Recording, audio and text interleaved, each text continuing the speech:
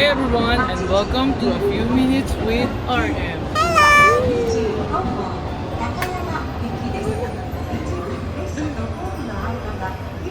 Ikaw na! Good morning guys! So today is our 5th day here in Japan. So before anything else, kung bago ka lang sa aming channel, do not forget to like, comment, share, and subscribe. And please hit the notification bell for you to be updated on our latest uploads. So good morning guys again. So for today's video, tayo ngayon ay nandito na sa Osaka Station and himala before 8 a.m. or 6 a.m. gising na kami for the first time sa whole travel. Dahil kailangan namin humabol at makalibot sa Tokyo for today. Kyoto for today. So yes guys, pupunta tayo ng Kyoto and mag-explore tayo doon for 2 days before tayo mag-head back papunta ng Kansai Airport. So yung itinerary natin ay hindi ko muna babanggitin. Ilalagay ko dyan sa baba kasi alam nyo naman na sa sobrang dami naming siniksik na itinerary ay hindi din natin sure kung matatapos natin siya, pero pinili namin na mag-alis ng maaga para makarating tayo doon within 30 minutes. Alam nyo ba guys na even though Kyoto is quite far from Osaka, dahil sa Shinkansen nila, kaya nating marating yon in less than 40 minutes. So by 8:40 to 9 a.m. nandun na tayo. So nandito na tayo sa Osaka Station. And nag-aantay na lang tayo na ating Shinkansen. Ito ay kasama sa Kansai Wide Area Pass na binook natin via Klook. So kung gusto nyo magpunta ng Himagi, Kobe, Kyoto, Nara, and ilalagay ko dyan yung picture ng mga covered ng Kansai Pass. So para hindi kayo ma-stress at alam nyo din kung paano nyo ipaplano. Better buy your IC card para mas madali and para hindi rin kayo masyadong ma-stress. And ano pa ba? Yun lang naman. And if ever na umabot ka sa part na to, please do watch our previous vlogs. Ilalagay ko dyan yung thumbnail. Maglalabasan na lang dyan lahat yan ngayon. And hopefully ay napanood nyo na siya para naman nasubaybayan nyo yung ating Japan travel. Meron din tayong Korea vlogs for sure na upload na yun before nyo pa ito makita, and definitely December nyo na ito makikita, and advance Merry Christmas to everyone. So yeah, December na ito ma-upload definitely kasi pagbalik trabaho na tayo ulit. And kita nyo ba yan, yung eyebags na yan? Sobrang lalim niya na kasi wala kaming tulog. Pero anyhow, ito yung walang tulog na masaya kami. So yun lang muna, huwag na natin ito pahabain masyado, sa may Shinkansen na tayo mag-antay. Okay, nakalimutan pala namin. O total, ikaw nang nag-ano. Bumili kami ng mga pang breakfast yesterday, and alam nyo naman na kapag magsasara na yung mga shops dito sa Japan, ay nagdi-discount sila talaga, like almost half the price. So imagine niyo, for ang 1,000 yen ay ilan sa pounds? 3 pounds. So for 200 pesos, nakabili kami ng 7 kinds of breads. And hindi lang siya basta breads. It's a Japanese bread. So masarap to. Ito chicken ng laman nito. Itong isa naman ay sausage. Wait lang guys. Ay, nakabalot naman yun eh. Ito guys, maruya. Ito beef. Beef ang laman nito. Huwag na yan, napakita na natin yun eh. And, yeah, yun lang. Ay, meron pa. Ito pa pala dalawa. Isang melon pan at saka yung isang may chocolate. And, ito yung drink, Craft Boss Tea, KRM to. Ano nasa nito na? Mango tea. Mango tea. Ito yung Royal Milk Tea guys. Promise. Bilhin nyo to. Ito yung paborito ng kuya ko. Dati iba yung itsura niya. Pero nung hinahanap ko kasi siya sa vending machine, wala na. Pero nakita ko siya sa 7-Eleven. Sa Lawson, nandito rin siya. So hanapin nyo to. Royal Milk Tea yan. Ayan. Yan ang pangalan. Okay? And of course, ang vitamin, ang milk na Nissin. So, huwag nyo din kakalimutan. Yes, totoo to. Masarap to, guys. So, yun lang. At saka ang aming mga chocolates na binili, ang favorites, ang almond at ang macadamia. Kukuha sa akin. Oh, okay. So, yun lang muna, guys. And mamaya na tayo magkita. Kakain na muna kami. Bye-bye.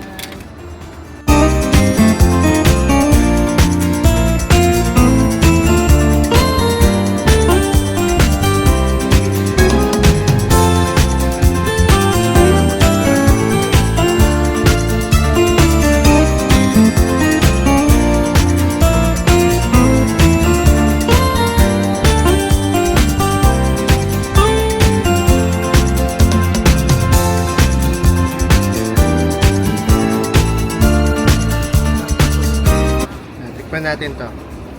Tikman natin. Yakult!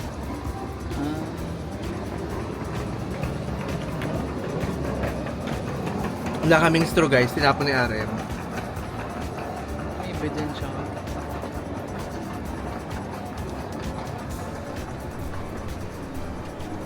Ang sarap. Hindi siya Yakult, Delight. Lasa siyang Delight. Iba kasi yung iba kasi yung tapang ng Yakult. Yung Delight, light lang talaga. Ganun-ganun yung lasa niya.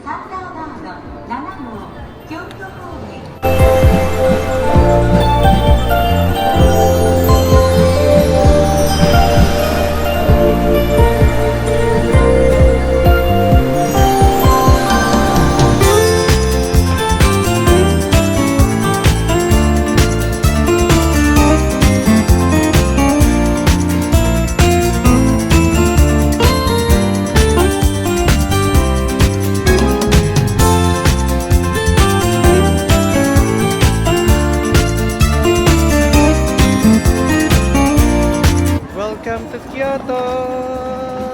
Nasa Kyoto na tayo guys! Ang bilis natin. Para lang kaming naupo.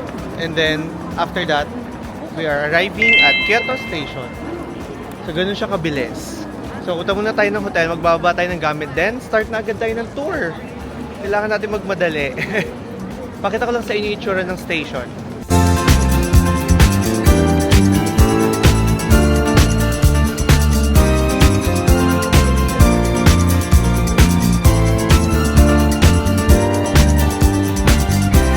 Meron din dito guys na subway and bus for one day. 1,100 yen and 550 for children. So it covers the whole Kyoto na daw. So search routes with Kyoto City subway and bus one day pass and more. So ayan yung sinasabi ko sa inyo, yung Japan Travel by Navitime. Yan din yung gamit namin ngayon. So magta-train tayo papunta ng hotel. Then if ever may information dito, pwede kayo magtanong. Hindi daw ito pwede sa bus. Masyadong malaki. Ayan. Alright. Nakapunta na kami ng hotel, pero hindi muna tayo nag-room tour dahil 4 PM pa yung check-in namin. So isang salpakan na lang siya mamaya.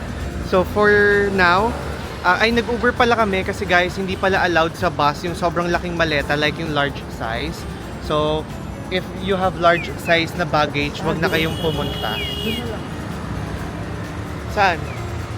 Ang bus station? Okay. So kapag may malaki kayong luggage, wag na kayong mag-attempt mag-bus kasi hindi daw pala allowed.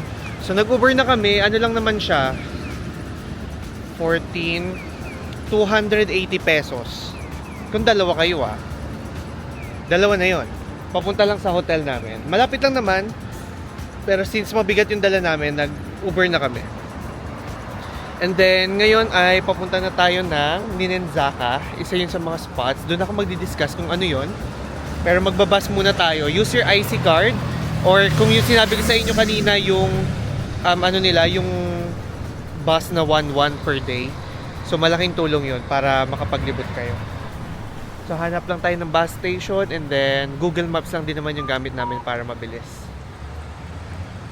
Mamaya pa dapat ako mag-start ng vlog pero guys, so Saivi Artisanal Matcha and Roasted. Woo! Natutuwa si Ate Janet dito. Ate Janet, ang ating matcha. Yung ka-work namin ni Tin, everyday pumapasok siya may dala siyang matcha ng Starbucks. Binilan ko naman siya ng matcha. Ate Janet, binilan kita ng matcha. Kung mag-alala. Pag masarap din to, bibili din tayo dito. Hanggang magtayo tayong dalawa talaga. Pinilangan niya ng matcha. Kaya matcha ram. Ayan o. Bago malapit na pala tayo sa, ano yun? Ninenzakay. Yung may pagoda, guys. Pero grabe, feeling ko sobrang dami ng tao. Oo nga, Ninenzaka. Walang I. Anyway, pagbalik na lang natin to, guys. Mukhang masarap. Dito na lang tayo. Grabe, oh. Ayun o. Ay, ayan na. Andiyan na pala yung pagoda agad. Ay, grabe, oh. Matcha, oh. Wait lang, nadidistract tayo ng matcha. Ayan na siya agad, guys. Bigyan natin ng magandang montage. Dito na tayo sa Ninenzaka. And ang nakita nyo sa unahan ay ang Yasaka Pagoda. So this is a Hokkanji temple. And it's a 5-story pagoda. It's a historic landmark and a popular tourist destination known for its pictures setting amidst traditional street. Ganda. Kasi nasa paligid niya mga food stores na, mga restaurants. So doon tayo sa may hill, sa uphill para mas maganda yung view natin. Pero magmamontage pa din tayo.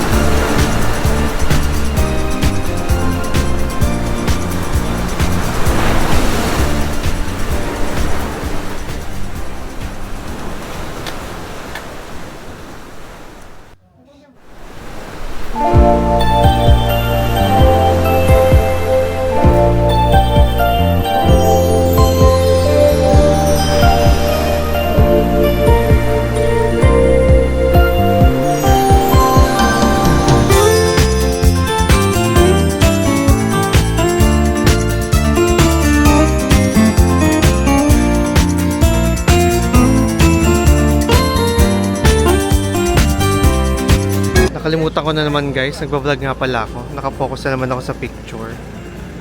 So ito yung ay naharangan tayo. Ang daming mga local goods dito na binibenta. And then dito may sikat na restaurant na sobrang daming nakapila dyan. Yung restaurant na yan. I don't know kung anong name. Pero yan, may mga nagmamatcha din dito. And syempre mga nag-spot. Ito yung hill na sa kabilang way na daan. Para sa pictures. Kaya lahat sila dito nakatayo. Kasi ito yung good spot for photos. Tingnan nyo sa likuran natin. Yung iconic spot ng mga nagpo-photo tuwing umaga. Yung mga pumunta ng 6 AM. Ayan. Hindi ka kasama.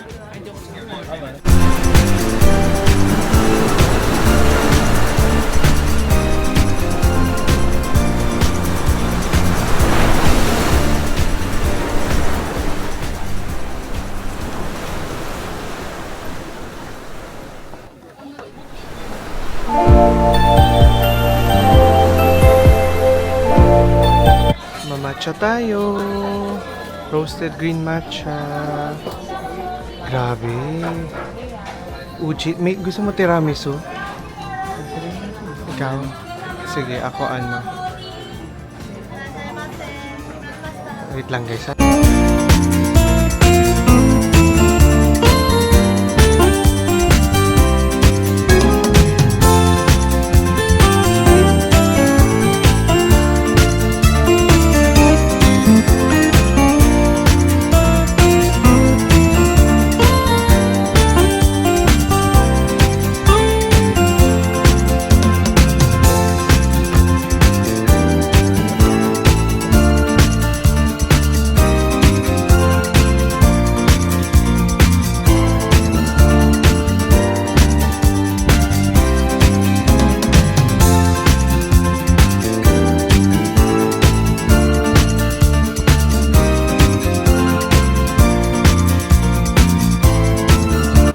Selaw na lang talaga. Papunta na tayo doon sa isang temple. Madami na tayong naging staff. Pero masarap yung masarap yung matcha. Yung nagre-rickshaw, babae. Magre-rickshaw tuloy. Masarap yung matcha, kaso feeling ko mas masarap siya kapag yung pure yung kinuha nyo instead na yung baka, syempre naman yung difference ng ito na ba yun? Check mo nga. Diretso. Diretso pa pala. Akit pa pala kami, guys. Wag na, puro temple na yung laman ng natin. So, akyat tayo. And then, kakaliwa. So, mamaya ko na i-discuss yung let's go back. Mas masarap siguro siya kapag yung yung pure yung binili nyo kaysa dun sa binili namin. Kasi ako lang as matcha people, mas trip ko yung pure tsaka yung strong kaysa sa milky. So, dapat pala talaga pinalitan ko yung order ko. Anyhow, sinabi kasi ni ate, sure ba daw ako? So sabi ko, sige na nga, yun na lang with milk. And then, end up na, pala, kaya naman pala. So yun, ayan, umaakyat tayo, paakyat. May picture na tayo dito, so, hindi na tayo magpipicture ulit. Yeah, from here, tanaw na natin yung pagoda. Wait lang. Pero medyo mahaba-habang lakad pa siya. Dami ring mga stalls dito sa gilid. And most of them are matcha.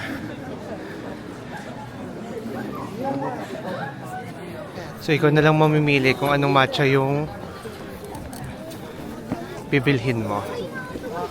Ito dito maraming pila, oh.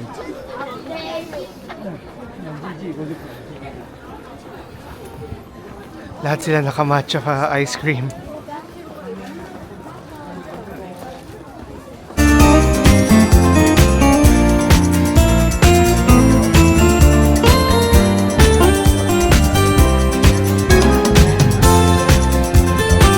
Nasa likuran natin ngayon yung Neomon Gate and Kiyomizu-dera Temple dito sa Kyoto.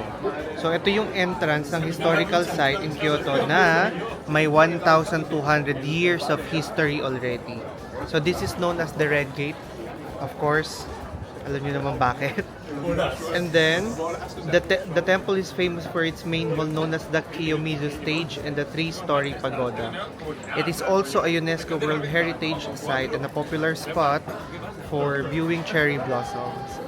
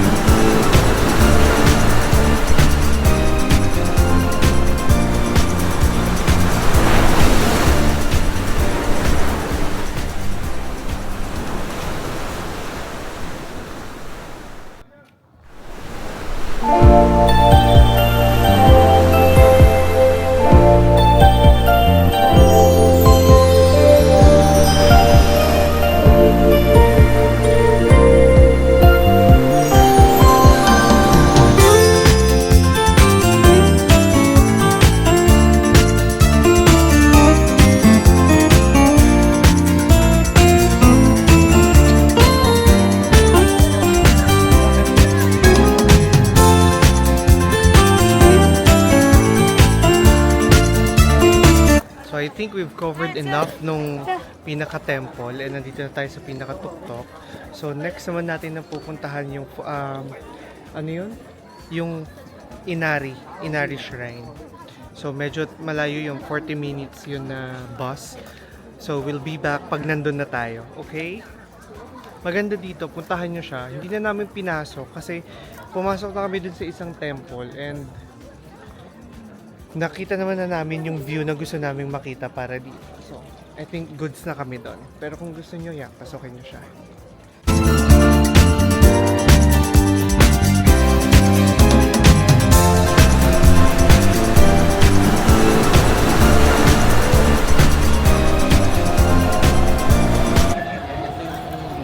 yung...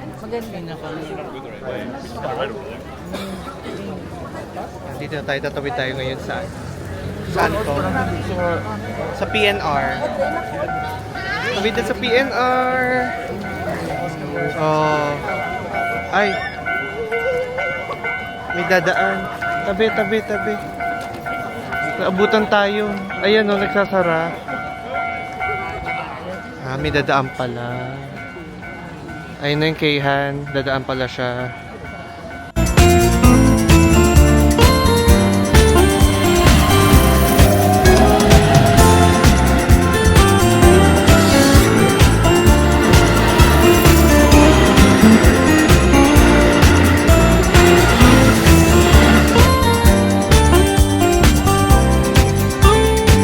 Dami pa din field trip guys. And papasok tayo doon. Medyo magiging mahabang lakad siya para makita natin yung sobrang daming Torii Gates. But anyhow, yeah, ito ay part ng ating itinerary. So ipupush natin to. Doon na tayo sa may Torii Gates mag-video. Ito yung makikita nyo yung entrance niya. Yung bilihan nyo ng food. So make sure na may dala kayo kasi medyo malayo talaga siya sa maps.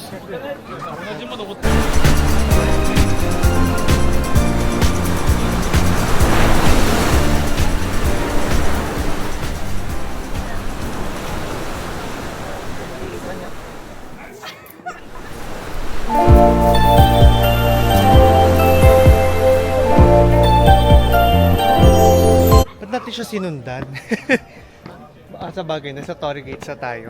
So dito na tayo sa may mga Torii Gates. Ayan, nakita nyo sa likod yung isa, pero pupuntahan pa natin yung mas madami, like yung hundreds of them.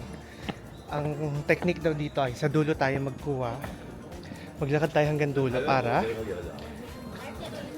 mas less yung crowd. Pero bibidyohan natin, okay?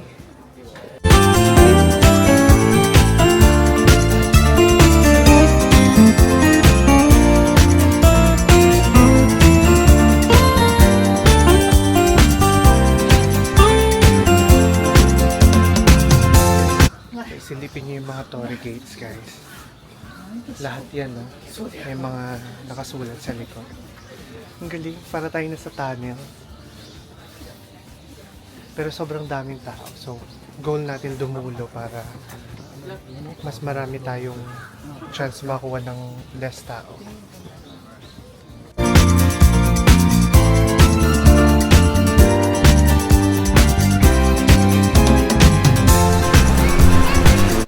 Alam nyo ba guys, ang key to success? Patience. Tagal namin doon sa gitna. Yung kasi may pinakamagandang view. So, nag-antay lang kami na maubos yung tao bago kami mag-picture-picture. Check nyo sa Instagram natin. Maglagay ako dyan ng ilang photos. Pop! Pop! Pop! Ayan. May photos yan. So, ngayon, tatapusin lang namin yung trail. And then, pupunta tayo ng Arashiyama. Dun sa may bamboo. Then, sa gabi, magninishiki market tayo. Grabe, ang ganda, no? Orange is my color talaga. Guys, ito yung kabuuan ng map nitong shrine. But, hindi natin kakayanin. Yung Fushimi Inari tayo siya na buong andito pa lang tayo. We are here. So, ito pa lang yung nalibot natin, yung nakita nyo. Yung 1,000 Torii Gates, yung pa lang. Pero ito ay uphill na to, guys. Which is, hindi na natin to kakayanin. Hindi tayo nandito to hike.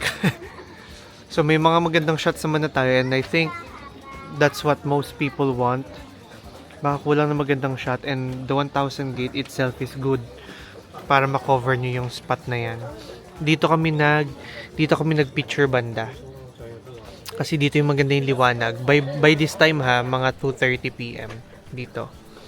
Dito sobrang dami ng tao dito. So, hindi natin kaya yan. Masyado siyang mataas guys, pasensya na. Or kaya nating akyatin hanggang dito, Gozendani Worship Place. Pero let's see, mukhang hindi na talaga. Kasi kailangan natin makahabol sa Arashiyama. bamboo. So, yun lang muna.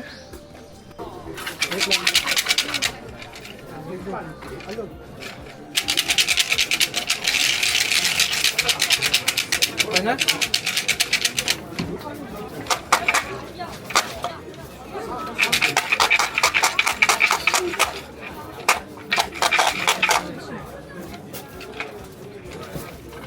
Anong gagawin ko? Hilahin mo yan lahat. Ayaw, hindi. Ay, 10. Okay. Okay.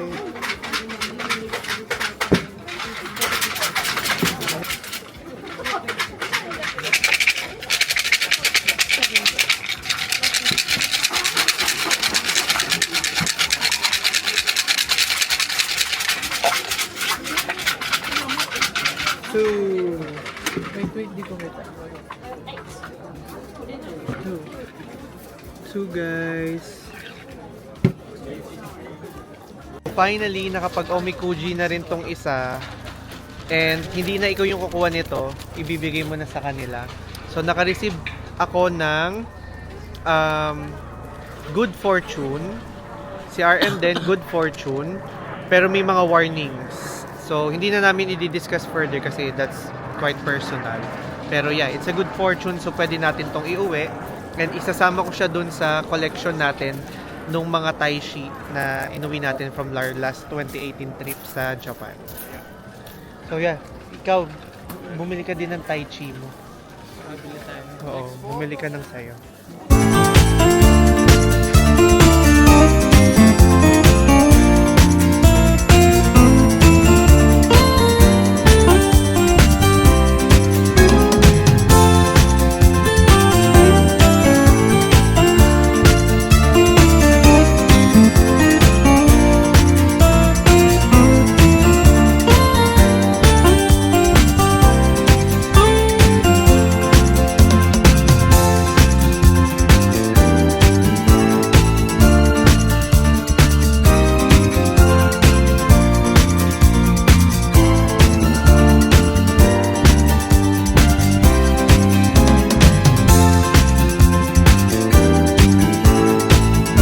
Hindi na tayo tumuloy ng Arashiyama kasi nung chinek namin yung schedule up until 4:30 lang yung sunlight and then dadating tayo doon ng 4:20. So meron lang tayong 7 minutes on where definitely it'll gonna be a dark one.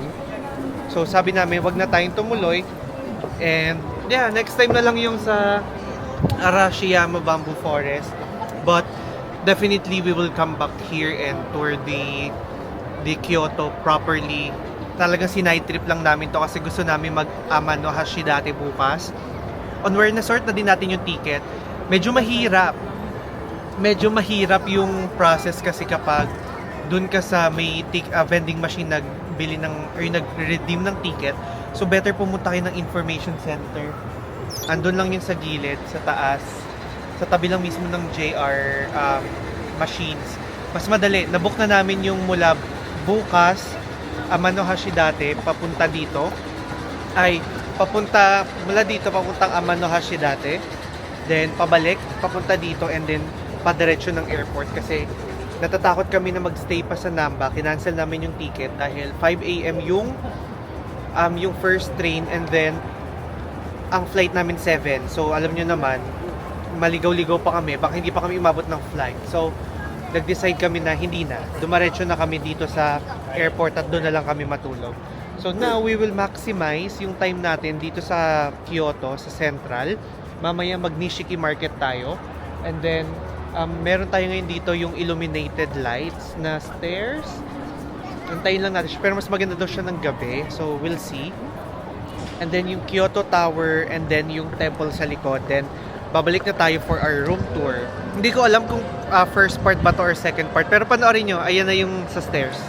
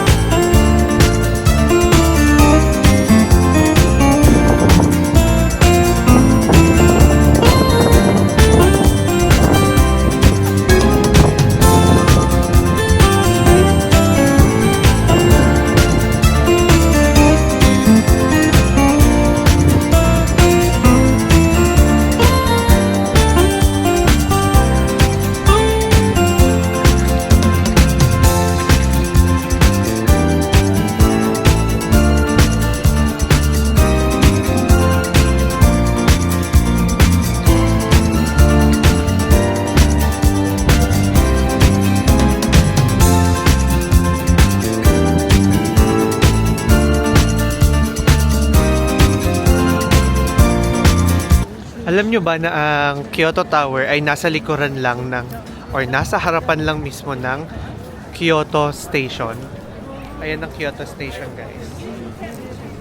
Diyan lang siya. Pati yung stairs na gawa ng architect na dancing lights, andun din.